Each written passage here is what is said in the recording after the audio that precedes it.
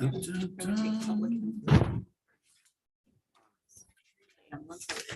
public. For that time, just Yeah. for anybody for that item. Right. So Chair, all known ASA input is online. Give yourself an extra 20 minutes. Good. It is possible, but maybe, I've done there's some Seattle a lot, loose but out this will there. be but first Mhm. week. Try to capture First everything day, possible. like, come on. Traffic is just. Okay. I hate to hear. oh, Okay, no, we're live recordings. streaming and it's all running.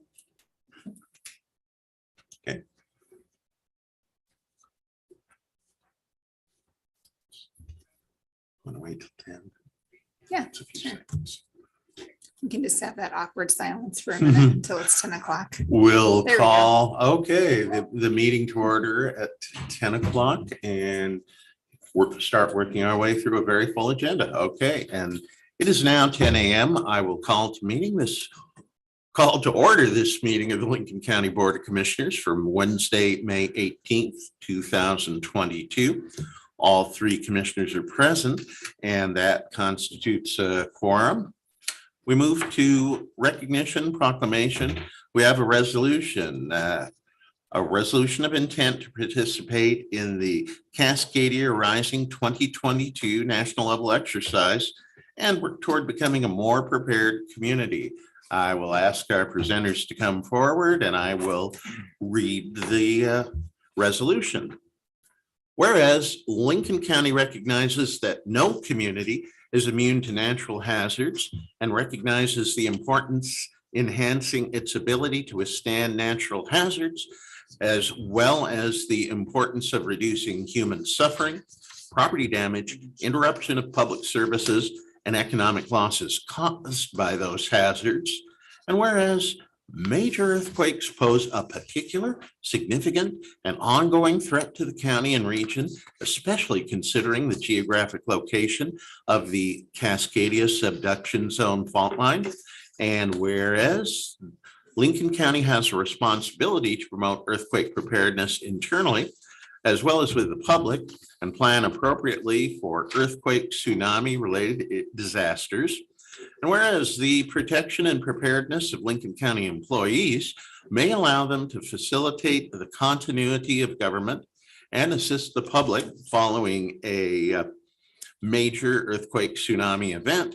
And whereas community resilience to earthquakes, tsunamis, and other disasters depends on the preparedness levels of all community members, individuals, families, schools, community organizations, faith-based organizations, nonprofits, businesses, and governments.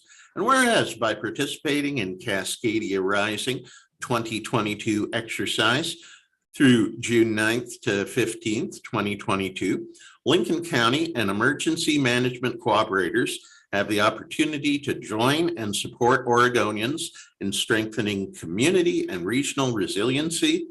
And whereas by supporting Cascadia Rising 2022 exercise, Lincoln County can utilize the information on hazards to plan for earthquake to educate community members on actions to protect life and property, including mitigating structural and non-structural hazards,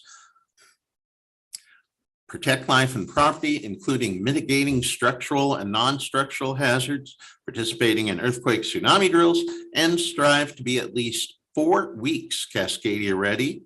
And now therefore be it resolved that Lincoln County hereby approves participating in the Cascadia Rising 2022 exercise here too by taking time to recognize and acknowledge the importance of preparing our community members for the purposes of building a safer, more resilient community and reducing the loss of lives and property from a major earthquake and tsunami event by taking proactive steps.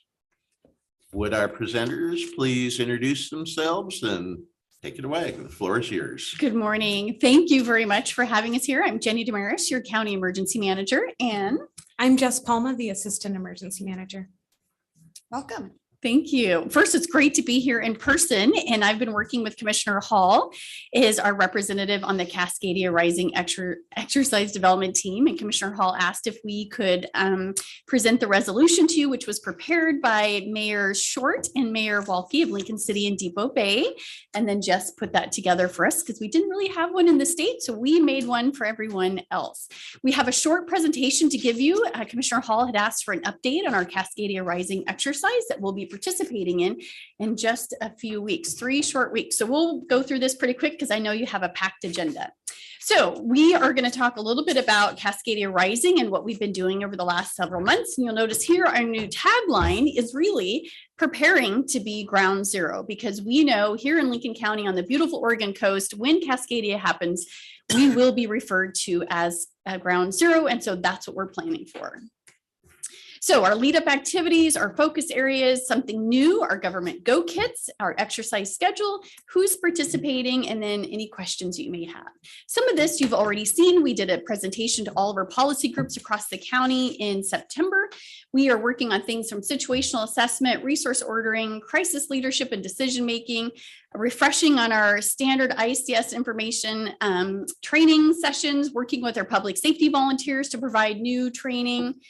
And we are also working on outreach for our local cooperators. So we've done 6 Cascadia presentations. There are 2 community readiness fairs sponsored by some of our local cities. A new Cascadia recorded presentation that will be out shortly in June.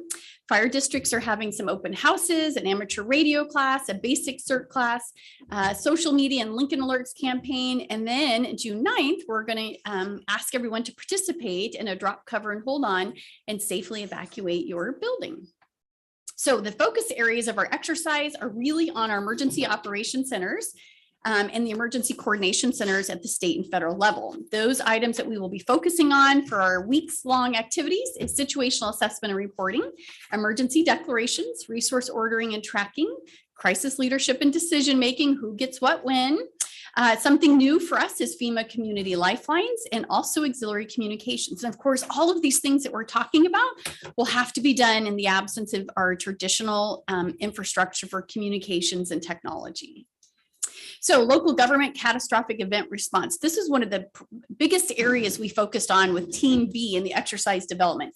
It is really making sure that all of those things that we need to begin a response for a catastrophic event are available right there at our fingertips. It also has to be a container or bucket or storage system that's not in the county courthouse or any of our other facilities that might be impacted by that earthquake.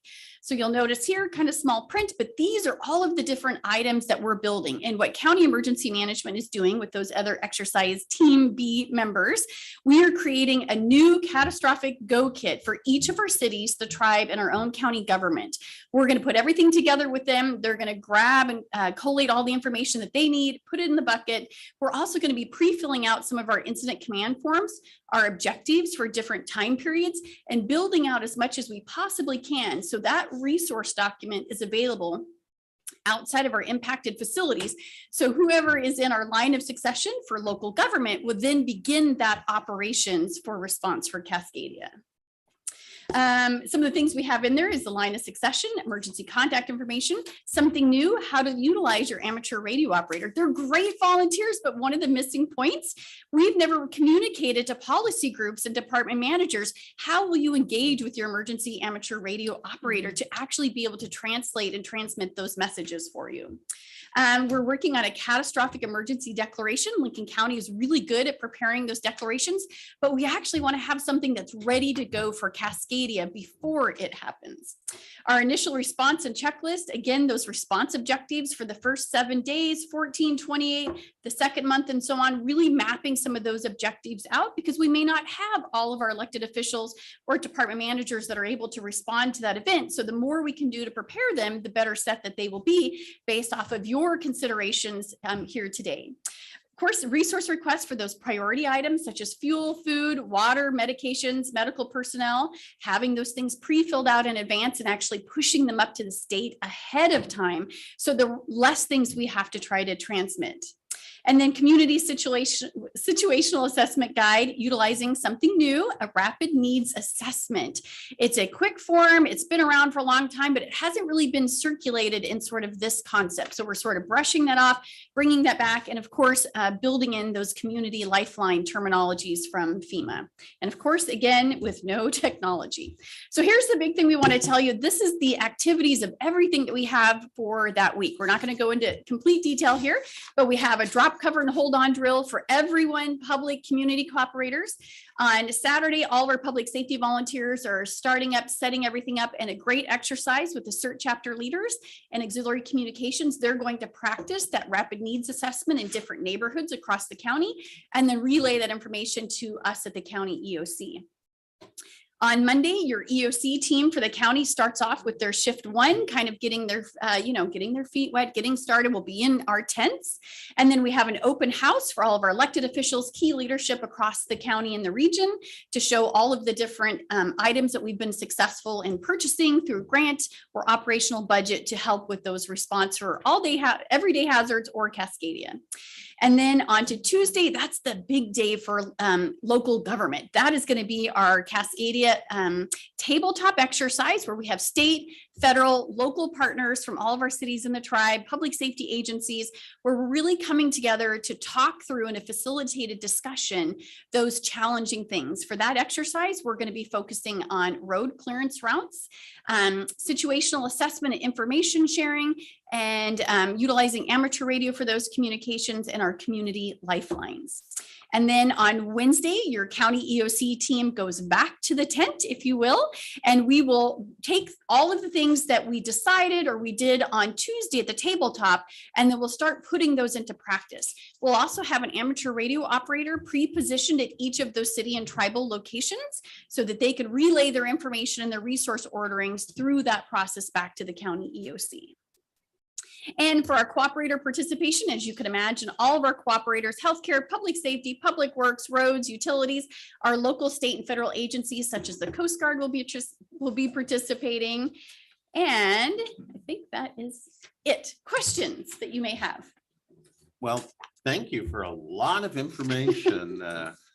I'll turn to Commissioner Hunt first, see if you have any questions or comments. Well, I don't have a question. I think it'd be interesting to hear background. I participated in the regional event that was what, 2-3 years ago? 2016. 2016. My, how time I passes know, it fast. has We're 6 having a good years. time. All right. And I thought that was very helpful. What are some of the things that were learned out of that, and how are they going to be incorporated into this exercise? Great. So yeah, we had 4 items that were our county priority items. One was fuel management, which we now have a fuel management plan in place, which includes salvage and conservation. I think we probably have one of the best fuel management plans in the state. I'm going to say that. We also looked at our critical infrastructure resources list. That project isn't really quite done yet, but now that we have our mass care and sheltering plan in place, that really checks the last of that box. The other was to provide more public outreach events specifically to Cascadia, which we have been doing on a very regular basis, except for the last 2 years. And then the other was, it escapes me, I don't remember, but all 4 of those are almost done. So that was the big goal list that we had in 2016 moving forward. So during this exercise, we're going to challenge the fuel plan. The go box that I'm creating with those resource lists for the critical infrastructure will be in their boxes. So we'll check that one. The outreach with the public, getting them to participate in the drop, cover, and hold on exercise like we do for the Great Oregon Shakeout in October. So all of those things that we identified in 2016, we're going to challenge ourselves to see if we've done better. And also too, we've done a really good job of trying to secure more assets that are deployable, that live outside of this building, that we can utilize for that response. Of course, that's just a drop in the bucket considering we have so many communities in our county. But again, every small step that we make to build up that resiliency will pay off in the long run. Okay. Last question I have is, so what are some of the challenges you see as far as making this exercise as successful as possible? It's always participation. Everyone is terribly, terribly busy. So I'm asking local government to give up a lot of their time in 1 week to be able to participate. And also too, we've had a lot of staff turnover here in the county as well as our other community partners. And so getting everyone retrained and refreshed for what is emergency response, what is that training, how do we do it, what is my role, that's like a continuum training process that we go through. But when we've had a lot of leadership change, it takes about, just like with patrol deputies, they go through 12 to 18 months of getting training. Same thing with us as regular staff thinking about that emergency response. It takes about an 18-month cycle to get folks retrained and get them to the point where they have that understanding. So it really is time commitment to be able to participate. Well, I've always said it's not a question of if, it's a question of when. And I think that we really can't afford not to participate in these exercises because it could happen tomorrow. Yes. And we have a lot of state partners. We have the Pacific Third Fleet is sending somebody from San Diego who's been working with us on our beachside assessments. The state resilience officer is going to spend 2 days with us on our exercise. We have all kinds of partners because we're really one of the only counties that's doing a full scale exercise for Cascadia this year. Everybody else pushed it off to next year. Okay. Thank you. Yeah, thank you. Commissioner Jacobson. Yeah, I do have a couple of questions. So I'm on this page. Yes. So you can follow along. So how many radio operators do we have in Lincoln County? Not the county as a whole, but in our organization. So for Lincoln County Sheriff's Office Auxiliary Yeah. Communications, Mhm. we have about 70 volunteers. There are other individuals in the community that would be licensed amateur radio operators, but they're not pre-credentialed with the sheriff's office. They just haven't chosen to volunteer. It's not to say that they wouldn't necessarily be utilized, but they wouldn't be pre-credentialed and we wouldn't necessarily know about them ahead of time. So besides volunteers, do we have staff? I know For- you are one, correct? For Yeah. auxiliary communications? Yeah. Mhm. Been trained in that? No, just our auxiliary communication volunteers. Got it. Okay. There might be a few employees that are auxiliary, that are amateur radio trained. That's what I'm asking. They, Yeah. I don't know. They would, Okay. unless they're our actual volunteer, Mhm. they are not on our roster. It seems to me like we should see what employees we might have that would be either already trained or interested in that. I think that was my only question. Yeah, thanks. All right, well, I'll say I'm looking forward to attending and participating in these exercises. And as Commissioner Hunt mentioned, the 2016 Cascadia Rising event was a multi-state event. And that's the case in this year as well, although you mentioned some are pushing it off to next year. Mhm. And the other thing is, I know you guys were both there in 2016. We had all of our tents and trailers. It was kind of a really small Mhm. compound. We co-located with the city of Newport.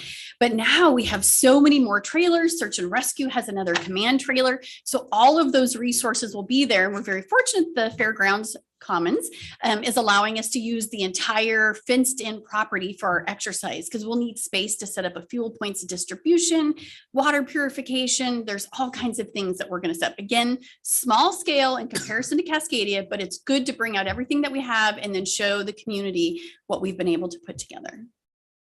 Great. Well, thank you both for your time and for an interesting and informative presentation. I'm ready to entertain a motion now.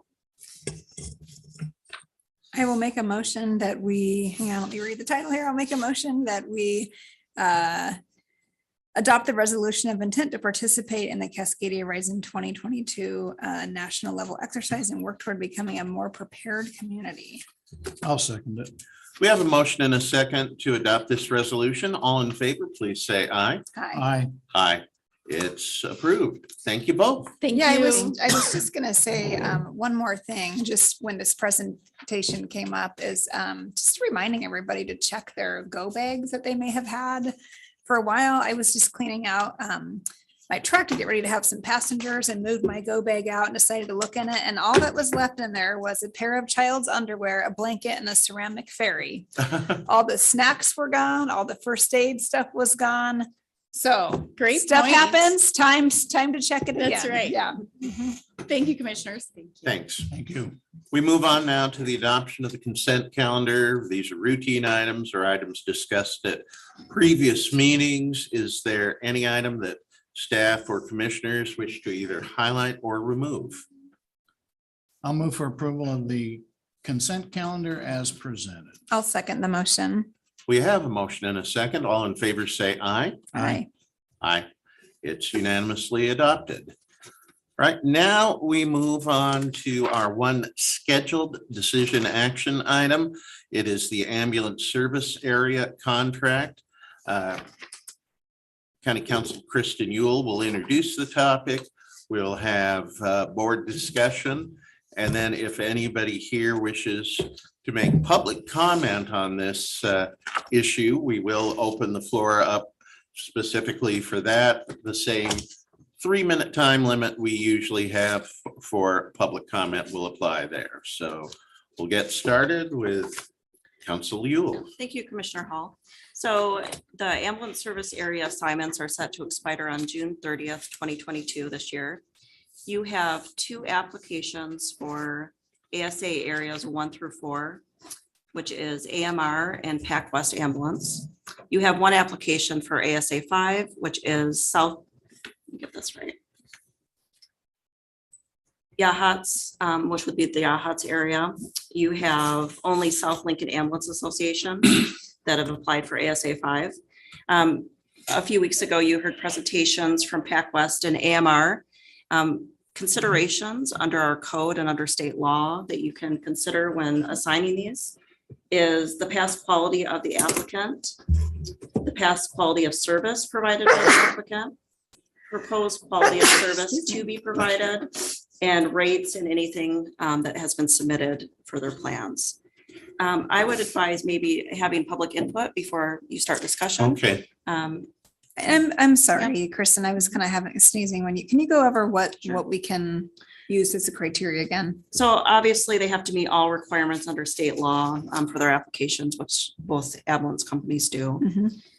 You can also consider past experience of the applicant, past quality of its service.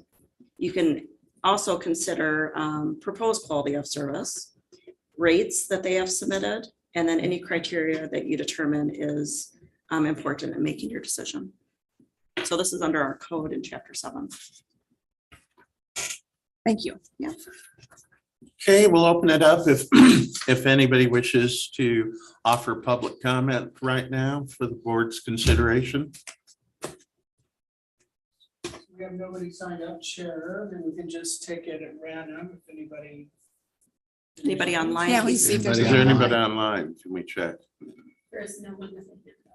Okay.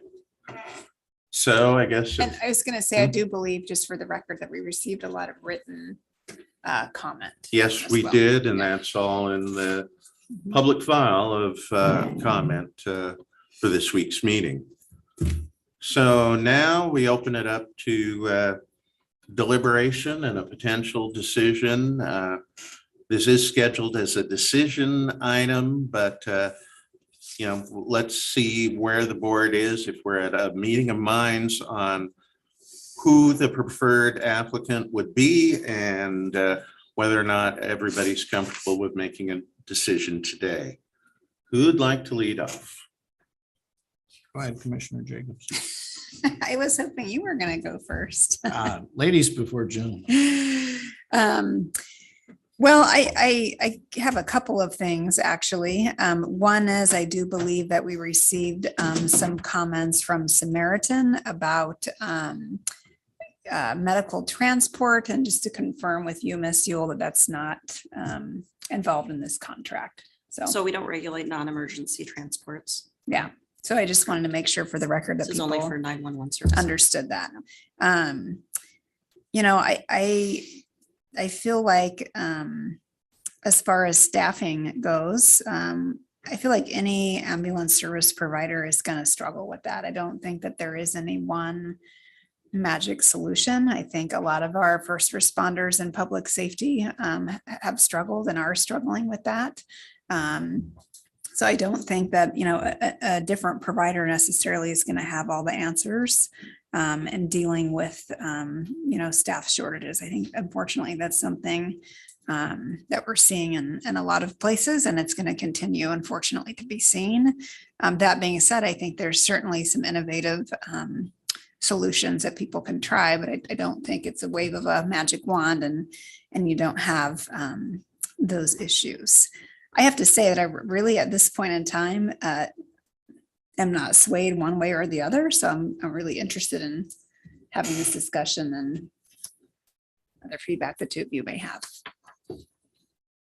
Commissioner Hunt, you want to go, or I could go? No, I'll Whatever your go. preference is. Well, somebody once said, if it's not, if it's not broke, you don't fix it. And I think that applies to this situation. I mean, certainly Pac West has a track record of providing services. I think Commissioner Jacobson identified some common issues that both providers would face as far as the shortage of qualified staff. I believe Pac West is a known entity. They have a local presence. They have people that are living here and working here. So I support renewing the contract for Pac West. Thank you. I support renewing the contract as well. I mean, we've had public support for Pacific West from multiple fire chiefs, the director of the OCCC nursing program, and others. I think it's interesting that no one contacted us publicly in a position of authority asking that we change to AMR. And I'm with you, Commissioner Hunt. If it's not broke, don't fix it. I don't see a compelling reason to, disrupt what is, for the most part, working right now. With that, I will say AMR had a very compelling presentation that obviously they're an experienced company with a lot of experience around the country, but not Lincoln County experience. So if we were to vote today, I would support renewing Pacific West's contract. I have a legal question, Ms. Yule, if that's okay. So, we did give Pac West amendment for their response time because of staffing shortages. So my understanding is this new contract that starts July 1, or that would start July 1, that would not have that amendment for response time in it. I'm gonna let Jeff Answer that, Jeff. speak to that. Yeah. But you're correct, that the amendment there was actually a sunset to that. They had to do with staffing levels and meeting the response times. And Right. And if you could introduce yourself Sure. for the record, please. Good morning, Commissioners. My name is Jeff Mathai. I'm the General Manager with Pacific West Ambulance. Been in the county here for 6 years, running Pacific West Ambulance. To answer your question, yeah, we did ask for response time exemption due to the staffing shortage. The reason we haven't looked at continuing that forward past July, we've taken steps to identify areas that we are being weak in and being able to adjust to that. So one of the requirements is we will be installing MDTs into our terminals so that other agencies may see where we're at, where we're responding from, and so on. Also to provide us better accuracy of the time reporting. WVCC is also experiencing staffing shortages, and with several new dispatchers, we're seeing a lot of missed opportunities or missed timestamps in our calls. We get a report every month, and there's one tab called Excluded Calls. And a lot of those calls are excluded because there's no arrival time or it was a mutual aid call and so on. And that severely affects what report is produced by WVCC for response times. I would encourage you, we have an ASRC meeting coming up, I believe, July. They'll have an updated report from us showing what our average response time is to all calls in a certain area. And the calls that we do not make the response time for, we're indicating how many minutes on average are missing. And on average, it's anywhere from 0, meaning it was within the first 30 seconds of the response time being missed, to an average of top 7 minutes. So that report's going to be produced to the ASRC. And again, yeah, we want to do what's right. We want to meet the needs of the community, including helping out the hospital, making sure transfers get out in a timely manner. I mean, that is a need for the community. We recognize that, and we're taking steps to do that. We are trying to be innovative with the staffing, traveler paramedics, leasing households and apartments so we can get transitional folks in here and so on. So hopefully that answers your question. Yeah, I think it does. My concern is just, we have a new contract starting, or that would start July 1. And, I'm not interested in having that new contract start and immediately needing the amendment for the response time. Right. Yeah. And we are perfectly striving to meet that. And again, I think if you would review when that becomes available, that report, or I'm even happy to send you what I do have that would have been presented. So you can take a look at that. Again, by changing how we're responding with WVCC should hopefully give us a much more accurate report. And as the commissioners noted, there has been no complaints from the Ambulance Service Review Committee towards Pacific West Ambulance reported to the commissioners. Everything we discuss is, we've been very well aware of. We've known about the troubles with getting accurate response times from WVCC based on criteria that we're establishing. So being part of that ASA revision allowed us to identify those areas and provide solutions in meeting those areas. Okay, and is there anyone from AMR here or on the phone or? Oh, okay. Yeah, so would you mind coming forward? Thanks. So I guess I have a similar question for you. Obviously, you don't currently have the contract, but just kind of addressing with staff shortages in general, that with the July 1 start date, that you'd be able to operate without an amendment for response times. Yeah, and if you'd introduce yourself for the sorry. record, please. Sure. Sam Flores, EMS Regional Manager for EMS Solutions. Thank you, commissioners, for inviting me up. Yes, I think there are staff shortages nationwide. I think the advantage we have with AMRs, we're able to deploy staff from our other operations like Multnomah County, Josephine County, Jackson County. So although we may not have everybody up front right away, we can at least pull from those resources. When it comes to a January or July 1st start, yes, there will be some challenges. We've already kind of done some mapping as far as real estate's concerned. It is a quick turnaround. I'm confident we won't ask for an amendment. I believe we have the resources to meet the times put forth in this contract. Okay, thanks. And I actually have one more question for Sure. you. I think at the presentation, was it 2 weeks ago? 2 weeks ago. Staff was saying that, you would make a priority to hire all the EMTs and paramedics, from PAC West to staff up. I actually had a email from someone, member of the public, that I thought was a good question, was what about non-EMT and paramedic staff, like office staff or those types of people? Yeah, great question. I think we'll look at every opportunity that's available for the office staff. I can't say whether or not we do have open positions, but definitely something that we would consider. Okay, thanks. Yep. That's all the questions I have. So I have a follow-up. Recognizing that housing is an extraordinary challenge in our county, the county has trouble hiring people because of housing. I think our own county administrator can speak to the challenges. I believe he made offers on 25 houses before he was able to be successful. So Sure. won't that have a pretty adverse impact on your ability to bring staff and have them locate in Lincoln County? Yeah, so I think if we look at it in two parts, so if we hire the existing personnel, that kind of takes care of that. But as we bring in new people, we've done our research. We know that there are some housing units available for residential. We've talked to some fire chiefs around here who have space for our ambulances.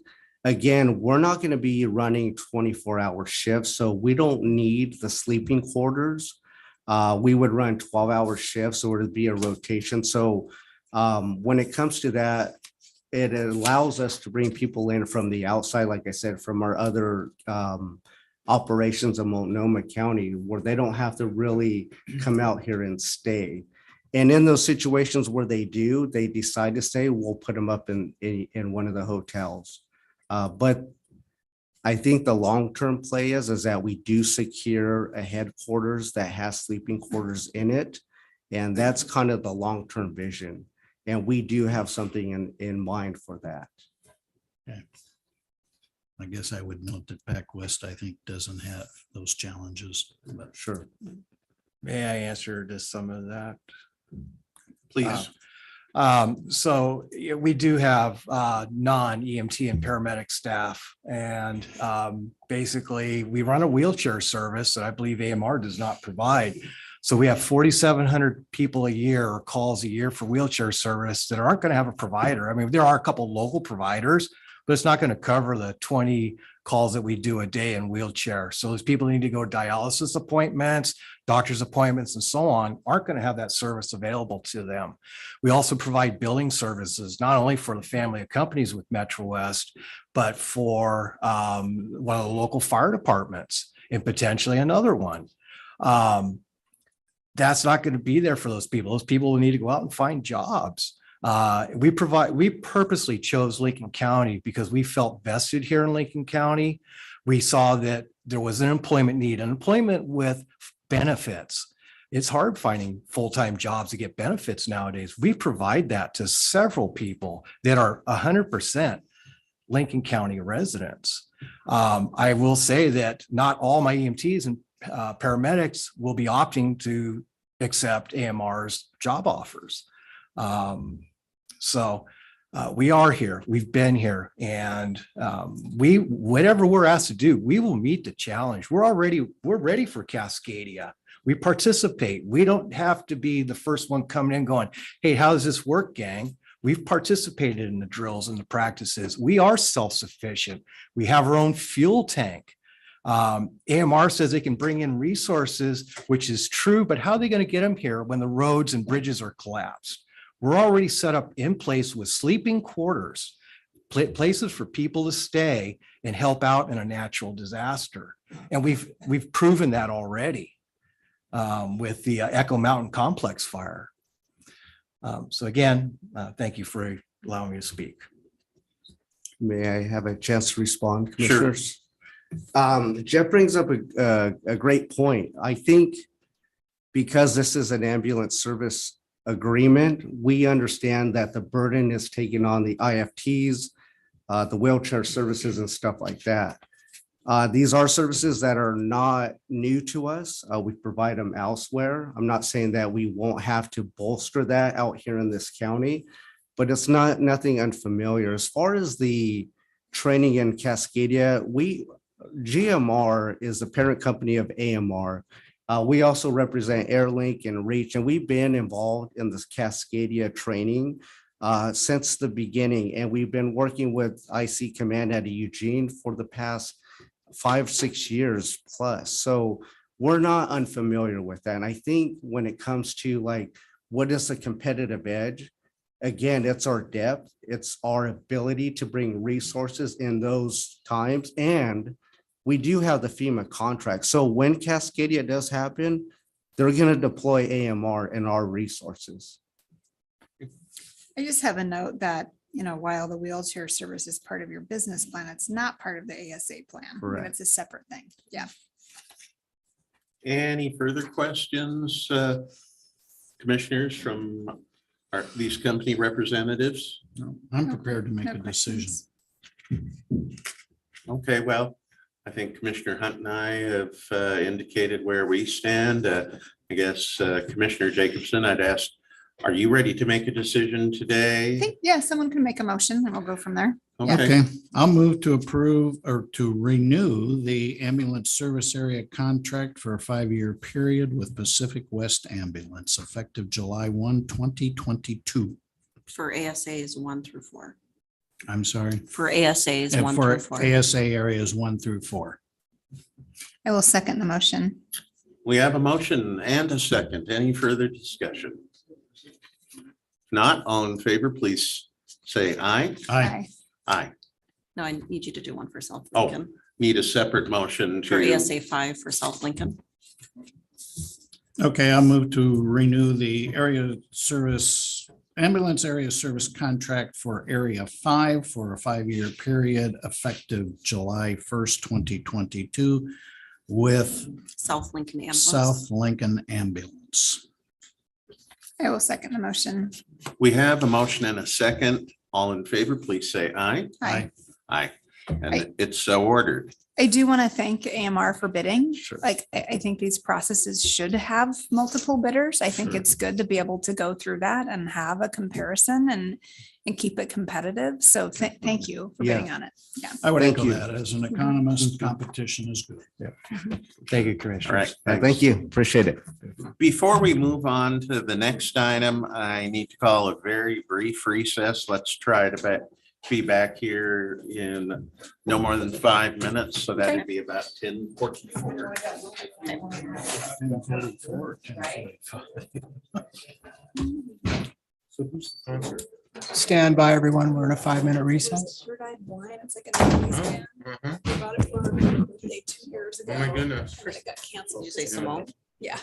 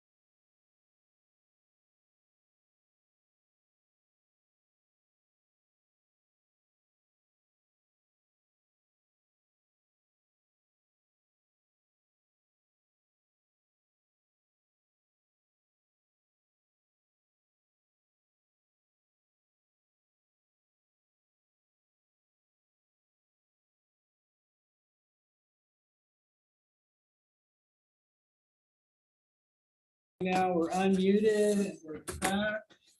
There is your mouse. I'm gonna You see it should again. Okay. advance as I'm needed. allergic to this room. I always have been. You're not the only one. You too. Yeah, I do too. I'm glad we're sitting next to each other. Yeah, that's great. I'm reconvening the meeting of the Lincoln County Commissioners for May 18th, 2022. And the next item for our consideration is Small Business Development Center update and funding request. And Dave Price, Vice President for Engagement and Entrepreneurship at Oregon Coast Community College, is with us to make that presentation. Welcome back, Dave.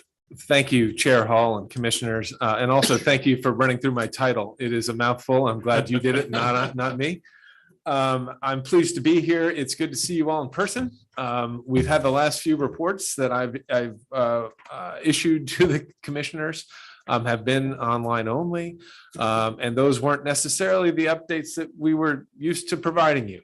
We were talking about more crisis management situations and the various programs that the county and others made available to small businesses in the community and our role in trying to help facilitate those. So it was a pleasure working with you despite the circumstances. And but that said, I'm kind of happy being back to a traditional presentation. And yes, there will be an ask embedded here. And just to put that up front for anyone who's watching at home and thinks that I don't want to bury the lead. For more than 10 years, Lincoln County has provided $30,000 a year to the Small Business Development Center at Oregon Coast Community College. And we can't tell you how important that is to us. We thank you for that support. The last contribution was February 10th of 21. The program was originally and still used by the Spdc to fund a full-time small business management personnel, which is our year-long academic program. We'll touch on that here in just a moment. Our graduation, by the way, for the current class of 2 cohorts of the Small Business Management Program is going to be here in Newport at the Central Campus of Oregon Coast Community College on Thursday the 9th. We're going to have barbecue from one of our clients. You're welcome to come. With that, Minute, what client? Patty Mac's barbecue, Okay. that's which my ruined my favorite. loyalty So days good. parade because I was so hungry driving by. I couldn't wander over and order. But That's awesome. Yeah. in any case, we'll get started. I think, oh, okay, there we go. Okay, so today we're quickly going to just go over some metrics, catch you up a little bit on what we've been doing. And then we'll talk a little bit about what's happening now, because spring of 22 is almost dare I say, a normal term for us. And we're kind of delivering courses and advising in ways that we hadn't before. We'll talk about small business management. We'll talk a little bit about our state funding situation and some local heroes there. And then and maybe touch on solving the workforce problem being child's play.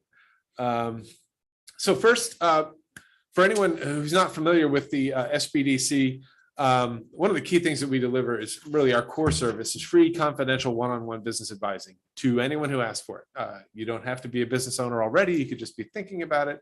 If you're within the borders of Lincoln County, you qualify for free advising.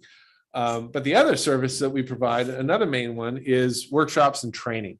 Right in 2019 on this chart, you can see that we were right around where we've been. We typically average around 450 to 500 folks in our trainings.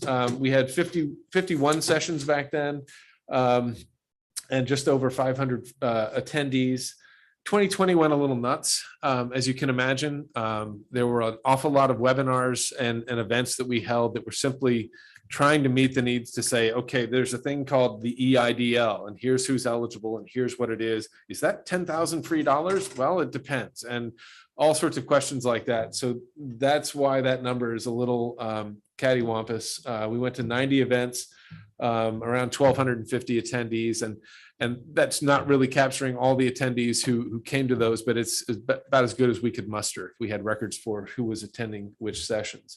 2021, almost back to normal, 61 different sessions and around 650 participants. So we continue to do that work in terms of training. So metrics at the Spdc, we've talked about this before. there's a lot of folks who provide services to businesses in Oregon. And we've always felt, we've been around since 81. There was a great recession. By the way, if I'm speaking about the 80s, I need to point out that tomorrow is Oregon Coast Community College's birthday. Oh, For the happy record, birthday. May Yeah. 19th, 1987, we will have cupcakes at our locations tomorrow afternoon. There's an open house at the Newport campus tomorrow evening. Just want to throw that out there, but happy birthday, Sharks. Happy birthday. We'll be 35. You look so young. Don't we? Waverly doesn't look a day over. Shark years are different. but, So we feel like metrics are really critical, and we work with an awful lot of clients. And for many of our clients that we've met with within a calendar year, we may be able to say, hey, you came to see us concerned about X, Y, or Z. You were looking to maybe have to lose 2 employees, or you were looking at, could you hire 3 employees? And did we play a material role in eventually what transpired? It's great that you retained 42 jobs, you 19 different businesses that we're talking about in this sample. Would you have retained those but for the support of the SBDC? And that's the document that these people physically sign. It's an old school, I guess now we accept e-signatures, but still they're saying that I wouldn't have done this on my own, but for the support of the SBDC. And I think that's an important threshold to bear in mind because our clients retained a lot more than 42 jobs. If you think about just those clients themselves, would be in the hundreds. But they told us that they created 23 jobs in 2021, again, in a period of response and recovery, ultimately, and that 6 businesses started, despite the fact that this is on the heels of, or maybe in the midst of, depending on the month of 2021, the pandemic. So we are exceptionally proud of those businesses, and I'm proud of the team that helped them. So clients counseled, we're actually up for 2021 over 2020. We normally see around 200 clients a year. These are folks who are meeting for one-on-one confidential advising. This is not inclusive of, although there may be some Venn diagram overlap. It's a separate data pool than the folks who attended a workshop. These are folks who came in, registered specifically to sit down and talk with us in a conference room about issues, maybe not trivial, but maybe a one and done. I have a question, I need an answer, and I need to go. Can you give us an example of what that, the kinds of questions that might come up from that? Yeah. Recently, I met with a 4th generation business in Lincoln County that is looking at succession. And so where do we start the process? My children are well-versed in areas A, B, and C. Am I in a place where we can move forward if I know that they're not necessarily as well-versed in D, E, and F? And so there's areas that we can provide training, that we can provide support, we can provide monthly counseling to those folks, also at no charge, to help fill in the gaps where the founder believes there to be, well, not founder, but operator believes there to be grant opportunities, but it can be something totally different. I'm thinking about getting my CCB. What's involved if I want to purchase a truck and become a contractor in Lincoln County? What are the steps I need to take? So those are typical. And the 4th generation situation, not as much, but it happens all the time. Another reason is I need to build a sale book for my business. It's time for me to exit. And we're happy to work with people who are exiting as well. Did you say sailbook or sailboat? A sale book. Okay, I thought you said Sail- boat. no. Yeah. Boats are entirely different. Sailing off into the Kettle Yeah, of fish. that's what I was thinking, yeah. But no, a sale book is just something to provide to that talks about your market and your prospects for growth and the blue sky that might be inherent in your business and all of that. If I could, since this slide is all about clients, we just issued a press release that you'll be seeing in the local media and did some Facebook last week. We just presented Tyler Turner, the owner of Depot Bay Candy, the Tackle Buster, and soon Dockside Charters in Depot Bay, with Oregon and Region 10's Nano Business of the Year from the United States Small Business Administration. He was nominated by his advisor, Misty Lambrecht, for this in March of 2020, actually in January of 2020. We got notification on March 9th of 2020 that Tyler won, and we were, yay, notified Tyler. And then the trophy arrived last Monday in my office. The SBA was a little busy for 2 years, but I just wanted to give a shout out to another one of our clients who is just a remarkable success story. Okay, and more about our clients. 242 of them, our advising clients, are women for the year 2021. 28 of them are Hispanic, and I'm going to come back to that in just a moment. 26 were veterans, and 68 self-described as a minority when they signed in for their sessions. So, David, of the yes. 242 women, what percentage is that of the total? It's right about half of the 2021 total. It's actually slightly more than that, slightly more than half. I can get you that percentage. I should have included that. That's close enough for mine. Okay. And that is essentially a business that categorizes as 50+% ownership by women. Capital idea, this is just capital infusion is a huge part of our metrics. It is one of the areas that the state focuses on. We are part of a state network of small business development centers. Every county in Oregon is served by one. They tend to be hosted in community colleges. Every community college in Oregon hosts an SBDC, plus 2 universities, Eastern and Southern. Our goal each year is 497,000 right now, I believe, for capital infusion. The pandemic threw that for a curve.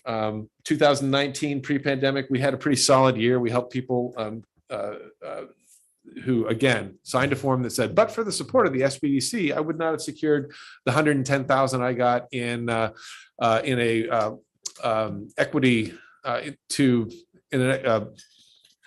thank you very much. Equity infusion for inventory, or to purchase a competitor, or whatever the case may be, or to purchase a new vehicle.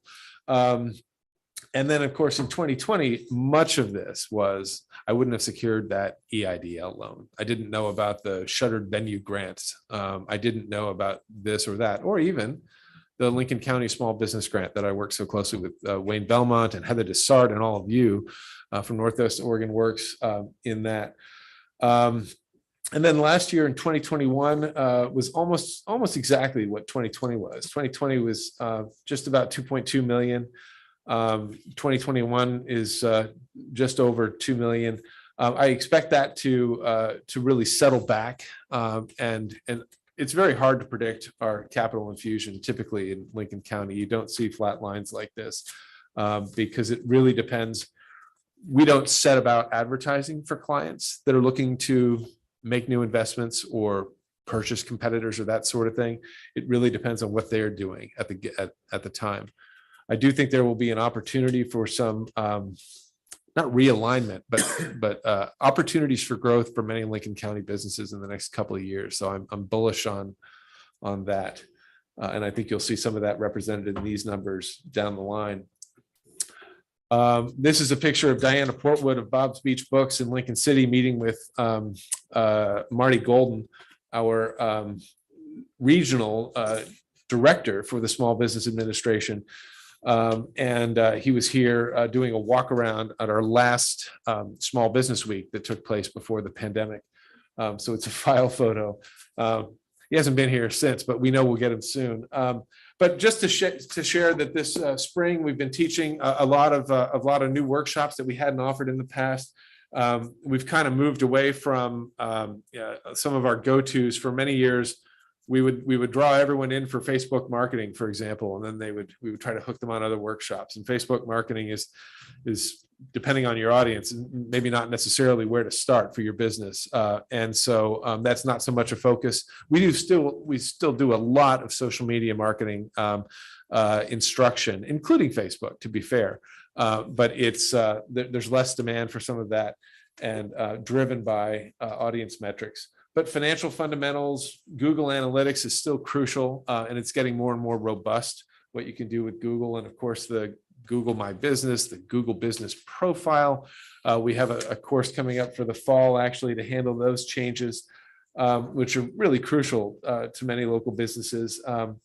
Fundamental questions like, are you profitable? A lot of businesses out there operating think that they are. I'm sure you saw this from the bank, Commissioner Hunt. And when you dig just a little bit below the surface, you find you might be mistaken. This might not be the healthy business you think it is. And sometimes they're pleasantly surprised. The answer is the opposite. You can start an in-home childcare business. That's a course that we have run 3 times now. And we'll talk a little bit more about that in just a second. And then I wanted to mention business tech for the wine and beer industries. This is an example of an entire page of courses that we advertised in our most recent catalog that we didn't offer. But I saw them in the lineups of other community colleges, like this came from Mount Hood in specific. But I know that I've got in my small business management class right now, I have a brewer with a retail space, a large retail space, and I also have a winery with 2 locations. Why not offer them and others like them classes like this? So we decided we would partner with those other SBDCs since post-pandemic, we're all, including us, offering classes delivered in remote ways, and in our case, hybrid, where you can have a classroom and then also Zoom it out. So we wanted to make sure that our local clients had access to coursework that we think is appealing. So we've done that. We're offering QuickBooks classes year round now because while we may not have a QuickBooks instructor year round, we lose them around tax time. But the state is a big place. And if I can offer that from Treasure Valley, yeah, I'll do that. It's a way that we can still provide a level of personal instruction that is just a step removed from a traditional classroom. The small business management program, we have 3 different cohorts if you count our alumni. Misty and I last Thursday met in Lincoln City, and I taught a session on marketing. And then she followed up with a session on some changes to BOLI and a preview of our new paid leave bill, which all Lincoln County businesses are peeking their ears about. And then Misty drove down to Newport. We did the 9 to noon. She drove down and did the 2 to 5 here in Newport for that cohort. I think that we're working on ways to streamline that a little bit. And we bring in guest speakers from around the state and we put them on Highway 101 and we put them on for basically an 8-hour day. I try to take them to lunch at Georgie's or something, but it's still a long day for a guest speaker who's giving their time to us. And so we're going to see if we can't streamline that process a little. But the small business management program is how I was first introduced to the SBDC, as you've heard before, commissioners, and as a business owner here in Lincoln County. It is 9 monthly sessions of classwork. It is one-on-one advising throughout that year with the same advisor. And what's best about it is at the very beginning in the summer, when we sign you up for the September launch, we meet with you and say, okay, so not everyone wants to write us a $900 check and take part in this program. What are you looking to get out of this? And they set those guideposts, and then we can check in month in, month out, and help them make progress towards that. And it is, I think it's one of the best things we do. I think Misty does a great job of doing it. She and I were 1 year apart as SBM graduates back in the recession. And I think we both credit it with our businesses still being around today. So in all sincerity. So there's that. And again, this program would be probably half this scope were it not for the fact that we have a full-time employee to pull it off. And I want to thank you for that. And that's the cap in hand part of this visit today. Speaking of finances, just really quickly, in case you heard some of this buzz on some of our calls that we host at the SBDC, at the beginning of the year, before the short session of the legislature, the governor's proposed budget called for the SBDC's network statewide to be cut 40%. And it may just have been a talking point or something to get people thinking seriously about, hey, we might have to tighten our belts a little. What they had to do was actually find more notches to loosen those belts later in the session. But back then they thought that, and we could really have wound up statewide with fewer advisors on the streets, fewer SBM programs, and fewer classes to offer to help us truly build back and be more resilient and to be better. But were it not for the efforts of Rep. Gomberg and Senator Anderson, I think that we could really have seen that statewide. I don't think that there were two better champions in the entire state for that. I just wanted to call them out for that, if I could. So the workforce crisis solution, we were just talking about housing. And with the previous presenters asking, can ambulance companies staff the positions they need to staff? That's a question we all ask. We ask it at the college. We have our challenges there. We have our challenges at the SBDC. And in my case, I've got to echo what I've heard from Commissioner Jacobson over and over again, that childcare is economic development. And we truly believe that. And we'll be working to continue our childcare workshops in concert with Jose Hernandez and others from Family Connections and other resources, and hopefully working with Commissioner Jacobson and maybe some local benefactors to help grow to help broaden the pool and really to focus on in-home childcare as maybe there's no easy lift in this, but maybe the easiest lift, the quickest direction from point A to point B, where point B means some more childcare, some more ability for parents to get back to work.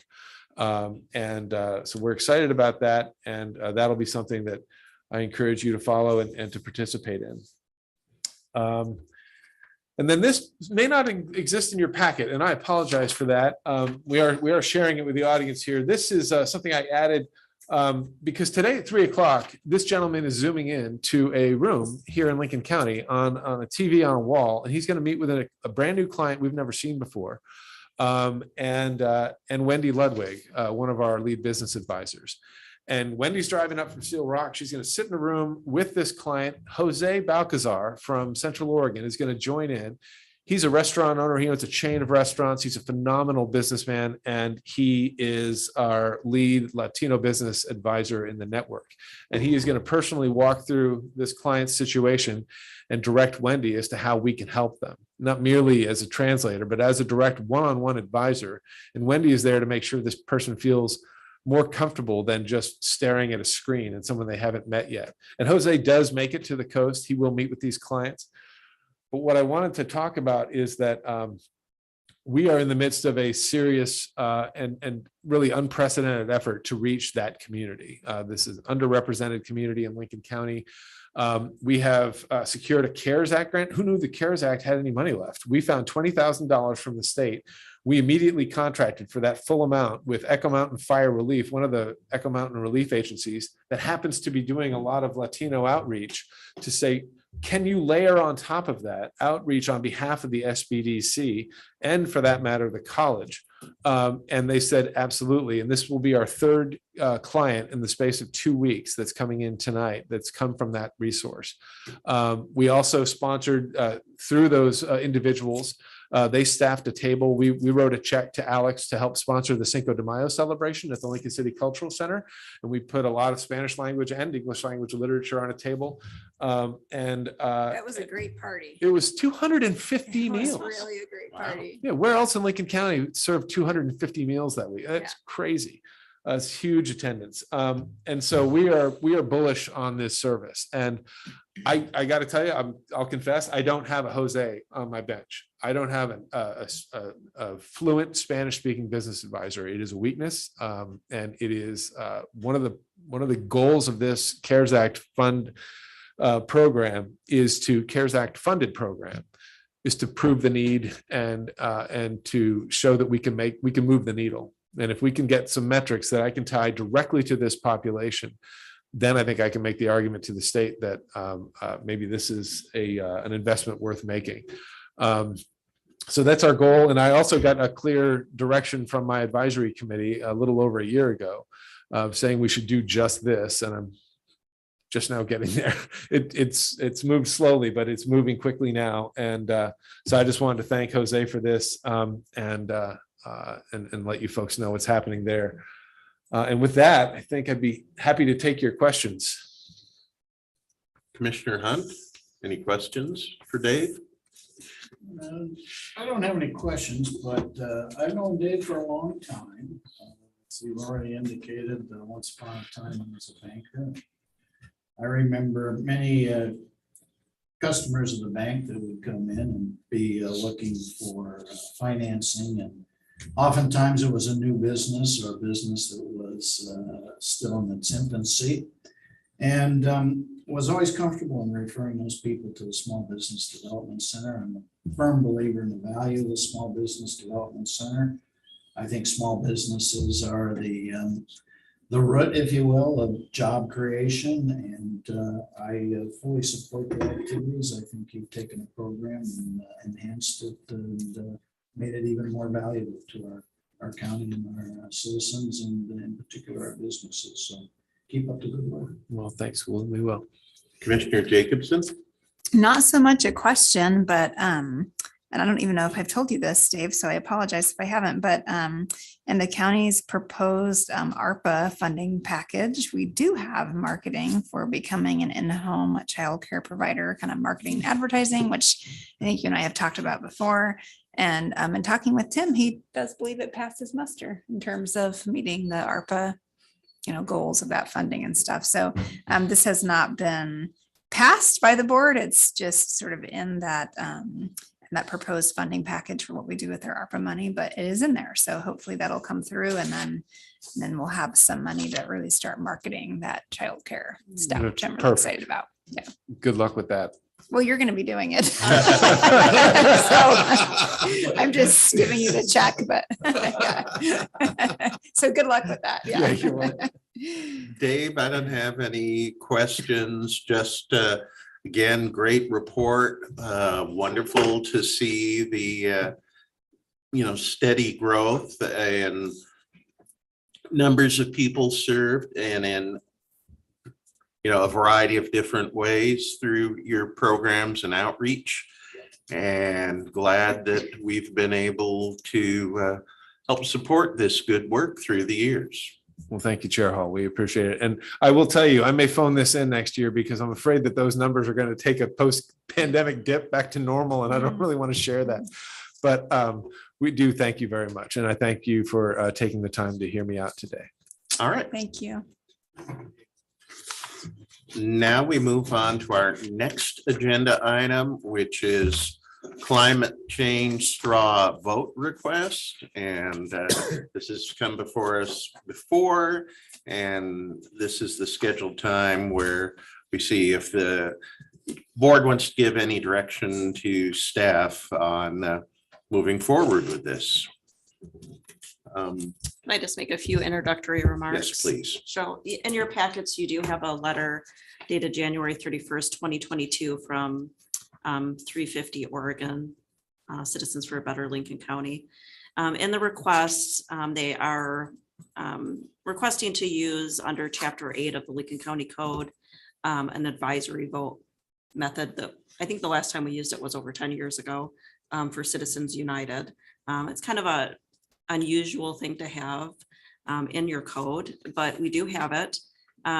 Essentially requesting you to ask the voters for a non-binding straw vote advisory opinion on climate change. And so the draft language that's proposed is, should Lincoln County residents and businesses adopt a voluntary goal to become carbon neutral by the year 2035?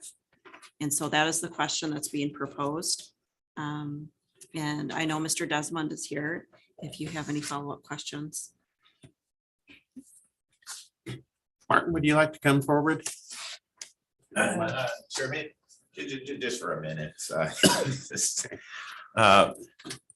Martin Desmond, I live at 923 Southeast Bay Boulevard here in Newport. I'm here representing 350 Oregon Central Coast and Friends for a Better Lincoln County.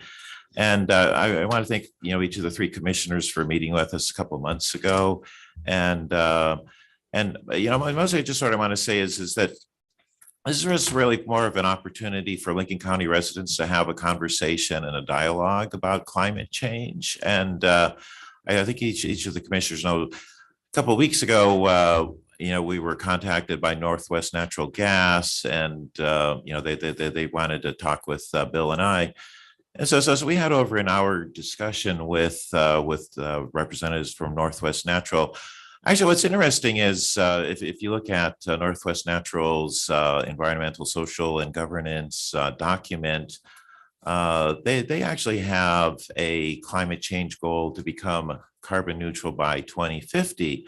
And so one of the things I was pointing out to the two representatives from Northwest Natural is, well, yeah, we're both headed in the same path. It's just that, you know, we want to be there 15 years ahead of you folks. So, but anyways, to me, I mean, this is sort of a good example that this is what the real purpose of this climate straw vote is, you know, just really to put before the residents here in Lincoln County, as well as the businesses, just an opportunity for folks to discuss climate change. And so anyways, that's just my little spiel, and appreciate the time.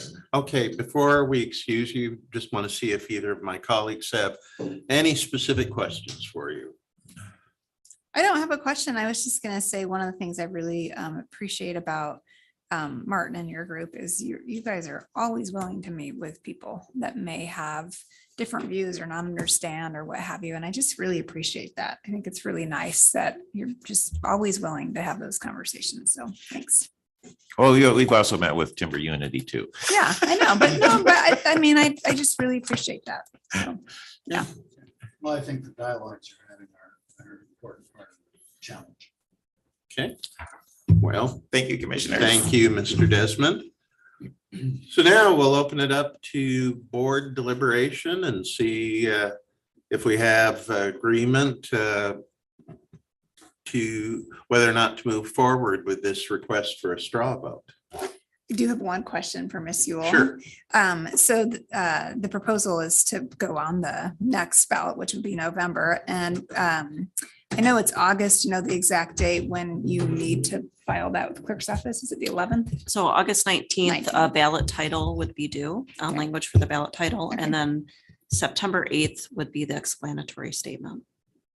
Okay, thank And you. so the fee to be filed for this, and I think the quote from the clerk was $3,700 to place it on the ballot, would be due at the time of the ballot title, August 19th. Any other questions for Ms. Ewell? Nope, that's it. Thank you. Board deliberation. Who wants to begin? I began last time, so I'll let Commissioner All right. go this time. Well, as is often the case, it's a complicated situation. Let me begin by saying I'm a firm believer in climate change. I think it's a serious problem. And I think, serious action needs to be taken. I think the issue is how do we address this challenge? And oftentimes the devil is in the details. I think a straw vote, you'll get yes votes, you'll get no votes. Nobody knows the outcome. And regardless of the outcome, what's the next step? Certainly if you get a yes vote, that may provide some encouragement. But a no vote could be detrimental. And I think it's a serious problem. I think there are better ways to address this issue. I think the $3,700 could be taken and used to hire a consultant, do some homework, if you will, develop a plan, develop educational materials, and really reach out to the people that are undecided, because the straw vote isn't going to change anybody's mind. And you'll still have a large percentage of people that I believe will be undecided. And so going back to my earlier comment, the devil's in the details. And as Mr. Price said, how do we move the needle? And I'm not convinced that the straw vote, regardless of its outcome, is going to meet that challenge, move the needle. My concern really is about a precedence of putting this on the ballot. I think in the long run, there could be unintended consequences, and I think there's a better way to address the challenge. So I have some serious concerns about placing it on the ballot, not because I don't believe in climate change and a serious challenge, but because I believe that there's a better way to address the challenge and really do something that time is short. we don't have a lot of time, and we need to be proactive and develop plans and have an avenue to really convince people of the seriousness of that challenge. And I don't see where the straw vote really has a place in that challenge. Commissioner Jacobson?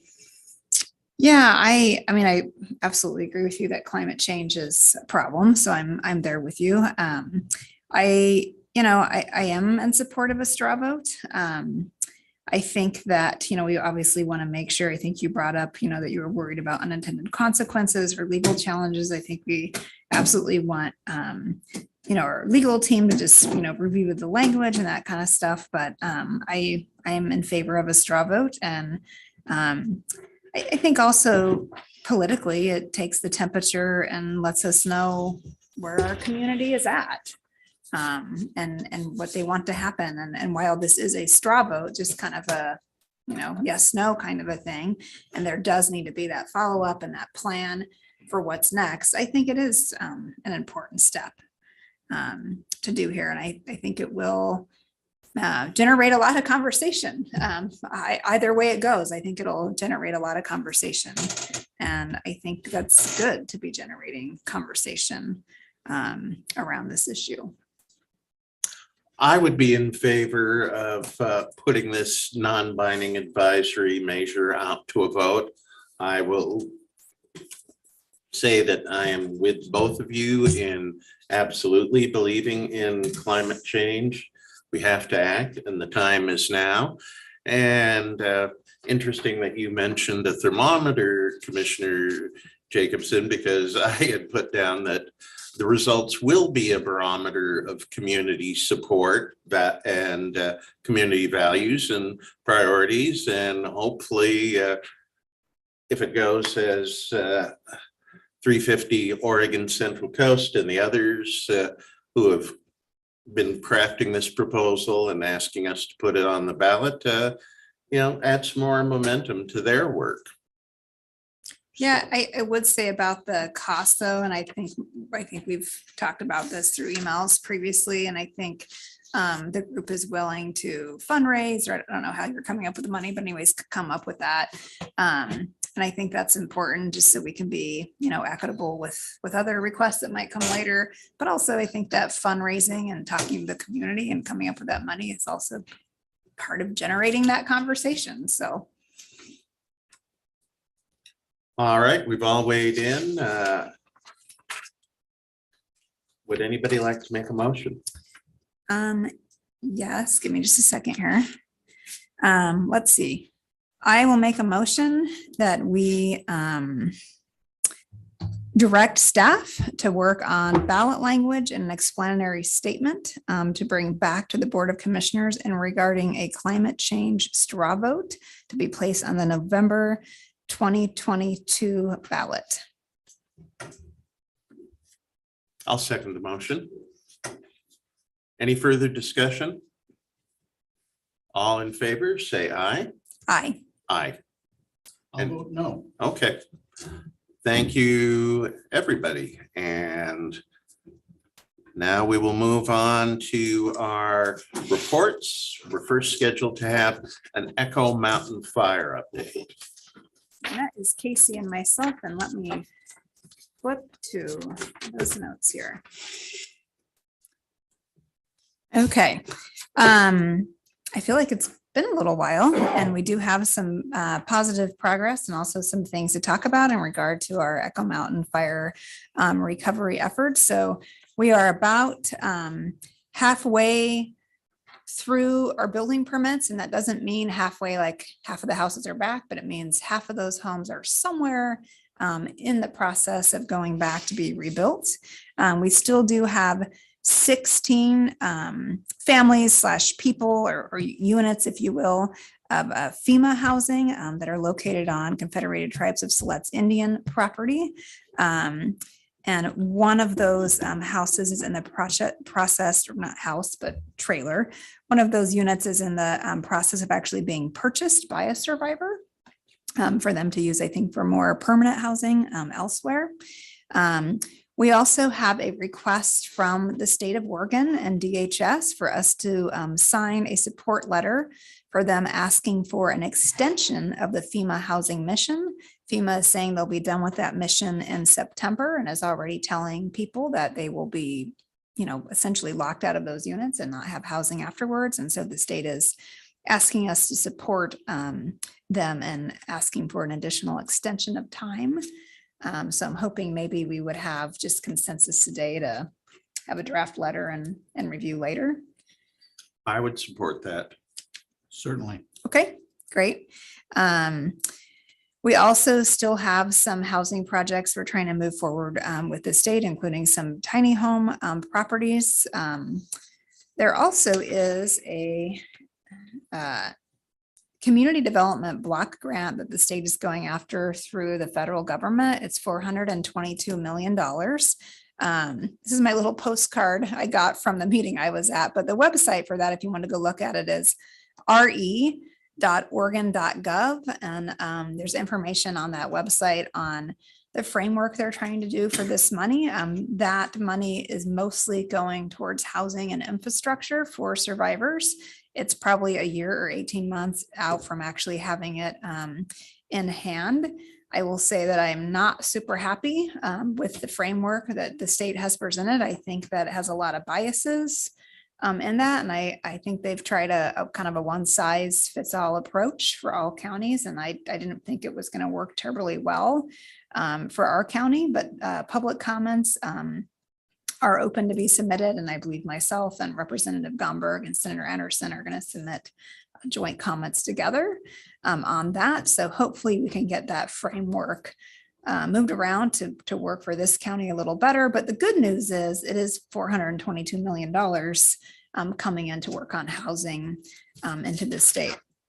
We also have 2 technical assistance programs that Casey and I have been working on, and finally, actually this week, are meeting the contractors that the federal government selected for us to work with. So that's been good. One of those technical assistance projects is for housing. And that's not just for housing of survivors, but it's basically to help our community rebuild and be more resilient.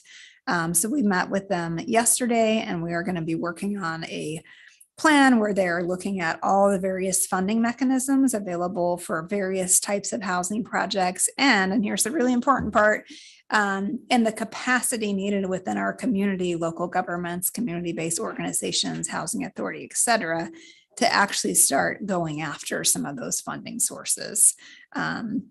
And then additionally, we have our kickoff meeting for our technical assistance for water planning in the north part of the county, and specifically in the Otis area, happening today. And that will hopefully create a regional plan for water in the area and leverage the $12 million we got from the legislature to work on rebuilding the Panther Creek Water District. So that's about all I have now for a wildfire update. And I don't know if Casey has anything you wanted to add, Casey? I would just add our long-term recovery group continues to evolve with a director now, and we're looking forward to integrating that group into our Cascadia Rising activity. And I think it's going to be really good for the community. The progress they are making and their presence in the community in the future is going to be a good reassurance for us. So just wanted to mention that, but I think you got it covered. Thank you, Casey. Identify yourself for the. Oh, yeah, yes. sorry. Casey Miller, Public Information Officer.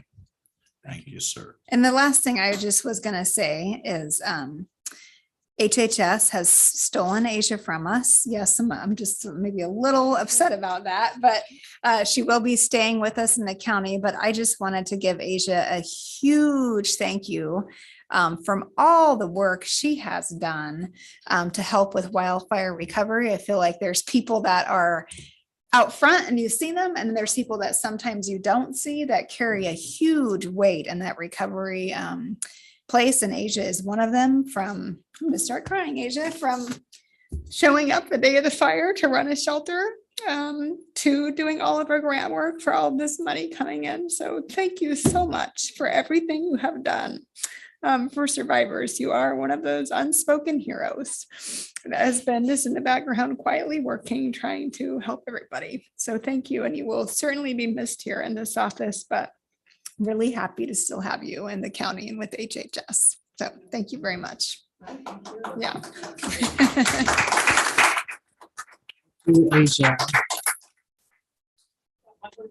One more, okay. I might cry at that one too. And that's all I have for wildfire recovery. Thanks. Sounds like the momentum and progress really is continuing at a very good pace. Now we have commissioner reports, and I'm going to pass today. Commissioner Jacobson or Commissioner Hunt, do you have anything? You know, yeah. I'll just report that I had the opportunity to attend the National League of Cities Leadership Conference last week. I am one of 2 county commissioners that sits on the 10-member Board of Trustees of CIS, which is the statewide city county insurance services that provides pooled insurance services to the cities and the counties in the state. Because of the nature of cities and counties, the ability to purchase insurance directly from private insurance companies is really non-existent. So the services that CIS provides to our cities and our counties is really a critical part of risk management. And again, as one of 2 commissioners, I attended the meeting, and I thought it was interesting. The prior meeting that I attended as a CIS trustee, really there was a focus on COVID and the mental impacts that COVID has had on all of us, and also a lot of attention given to cyber risks. This conference was a little bit of a transition, more of a focus on succession management. The great retirement is upon us. And I also found several meetings on racial equity and the economic impacts of racism to be very valuable. And in fact, the presenter on one of those sessions will be attending the CIS conference that CIS holds annually here in the state of Oregon and be a presenter. So lots of good information and part of a critical service that's provided to our cities and our counties. Thank you, Commissioner. Now we move to public comment. If there's anybody online who would like to make 3 minutes of public comment, please use the raise the hand function on Zoom now.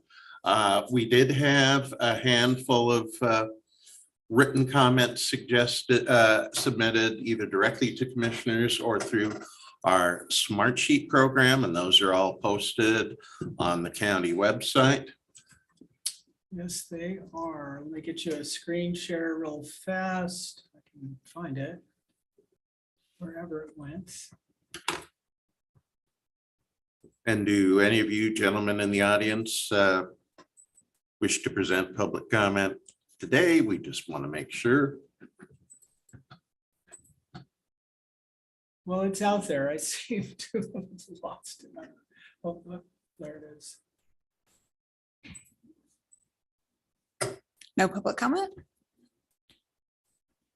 There we go. There we go. Oh. Okay. Yeah, here is from the county website. We have a page for each meeting, and that includes links to the Smart Sheet submissions. And on the page, for instance, for today, you'll find all public comment submitted